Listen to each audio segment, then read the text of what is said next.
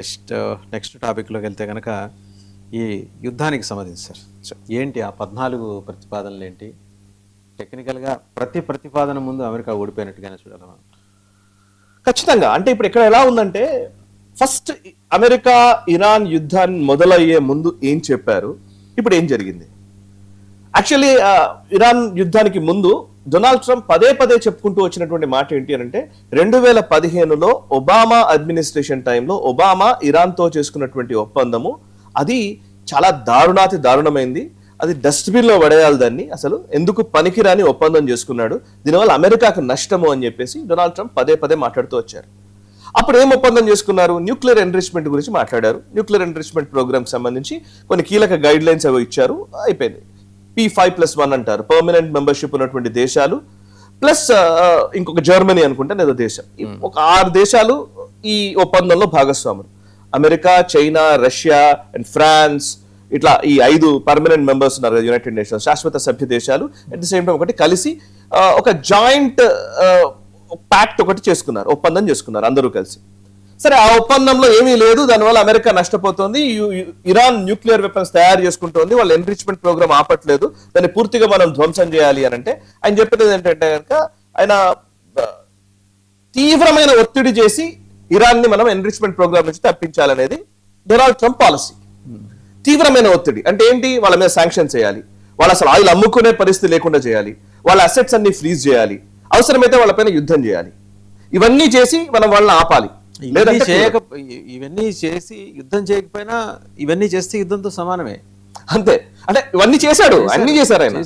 Sanctions చేశారు, assets ని freeze చేశారు, అండ్ అవి కాక ఈవెన్ వాళ్ళ కాసిం సులేమాని ARGC కమాండర్ ని చంపేశారు, అండ్ ఆ తర్వాత వాళ్ళ మీద యుద్ధమే ప్రకటించారు. ఇజ్రాయెల్ యుద్ధం అంతకుముందు సంవత్సరం క్రితం ఇజ్రాయెల్ స్ట్రైక్స్ చేసింది, ఇప్పుడు వాళ్ళ కీలక నాయకులు అందరినీ చంపేశారు, ఇరాన్ పై యుద్ధం చేశారు. ఆల్మోస్ట్ 2 నెలలు 3 నెలలు ఆ యుద్ధం నడిచింది.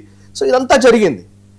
ఇదంతా జరిగిన తర్వాత ఒబామా డీల్ టైంలో ఏం చేశారో అదే ఇవాళ కొనసాగుతుంది. అంతకు మించి ఇంకా లిటరల్లీ ఏంటంటే ఏం తేడాలు ఉన్నాయి అని అంటే, అప్పుడు ఏం చేశారు, మోస్ట్లీ ఇరాన్ న్యూక్లియర్ వెపన్స్ చేసుకోకుండా ఉండే విధంగా ఒక చర్యలు తీసుకునే విధంగా ఒప్పందం అది.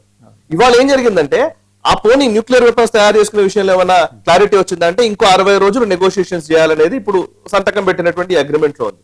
అది కాక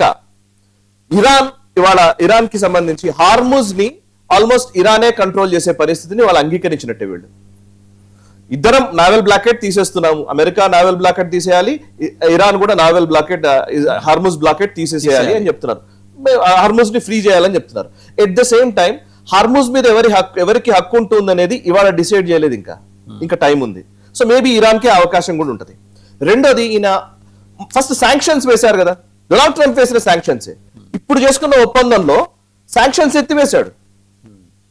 సో తాను ఏదైతే చర్యలు చేశాడో, తీవ్రమైన ఒత్తిడి ద్వారా ఇరాన్ ని కంట్రోల్ చేస్తారని చెప్పినటువంటి డొనాల్డ్ ట్రంప్ ఏవైతే నిర్ణయాలు తీసుకున్నాడో, ఏవైతే నిర్ణయాలు అమలుపరిచాడో, ఆ నిర్ణయాలు అన్నిటినీ యూటర్న్ తీసుకొని ఒప్పందం మీద సంతకం చేసి ఇది బెస్ట్ డీల్ అంటున్నాడు. పైపెచ్చు బిలియన్స్ ఆఫ్ డాలర్స్ ఖర్చు చేసి ఇరాన్ మీద యుద్ధం చేసి బిలియన్స్ ఆఫ్ డాలర్స్ ఖర్చు చేసి శాంక్షన్స్ ఎత్తేసాడు. ఒకటి. రెండు, వాళ్ళ అసెట్స్ ని ఫ్రీజ్ చేశారు. గతంలో వాళ్ళ అసెట్స్ ని ఇప్పుడు విడుదల చేశారు, మీ అసెట్స్ మీరు వాడుకోవచ్చు అన్నారు. And at same time me oil మీరు అమ్ముకోవచ్చు ఎవరికైనా సరే, అండ్ మీ కరెన్సీలోనే మీరు ట్రాన్సాక్షన్స్, అంటే ఇరాన్ సెంట్రల్ బ్యాంక్ నుంచే మీరు ట్రాన్సాక్షన్స్ నడిపించవచ్చు అని చెప్పారు. At the same time $350 billion worth package కూడా యుఎస్ అండ్ మిగతా దేశాలు కలిసి మీకు ఇస్తాము అని చెప్పేసి ఈ ఒప్పందంలో సంతకం చేశారు. అంటే ఇరాన్ గెలిచినట్ట, అమెరికా గెలిచినట్ట? ఆబ్వియస్లీ ఇరానే గెలిచినట్టు. అఫ్ కోర్స్ వాళ్ళు కొంత నష్టపోయారు. ఏం నష్టపోయారు? లాస్ట్ 10 సంవత్సరాల నుంచి వాళ్ళ ట్రేడ్ నష్టపోయారు, అనేక అంశాల్లో వాళ్ళు నష్టపోయి ఉండవచ్చు. But at the same time మళ్ళీ ఆ గతంలో ఏదైతే చేశారో ఇరాన్, ఇవాళ అదే పరిస్థితిలోకి వచ్చింది. ఇరాన్ మీద దాడి చేసి దాన్ని నష్టపరిచి ఇప్పుడు $350 బిలియన్ వాళ్ళ ఇన్ఫ్రాస్ట్రక్చర్ నష్టపోయినందుకు స్పెషల్ ప్యాకేజ్ వస్తుంది. ఎట్ ద సేమ్ టైం వాళ్ళ అసెట్స్ వాళ్ళకి వస్తున్నాయి. ఎట్ ద సేమ్ టైం మళ్ళీ వాళ్ళు ఆయిల్ అమ్మకాలు చేసుకోవచ్చు. అండ్ హార్మోజ్ మీద పూర్తి పెత్తనం ఇంకోటి దాంతో పాటుగా 3 హెచ్చుల్ని మళ్ళీ బలోపేతం చేసుకోవాలి. ఇవన్నిటికంటే పక్కన పెడితే సైకలాజికల్లీ ఇరాన్ మీద యుద్ధం చేసి మళ్ళీ ఇరాన్ కి ఏమి కావాలో అవన్నీ ఇచ్చారు అని అంటేనే అయిపోయింది అమెరికా. సైకలాజికల్లీ కదా, సైకలాజికల్ గా మనం ఆలోచిస్తే.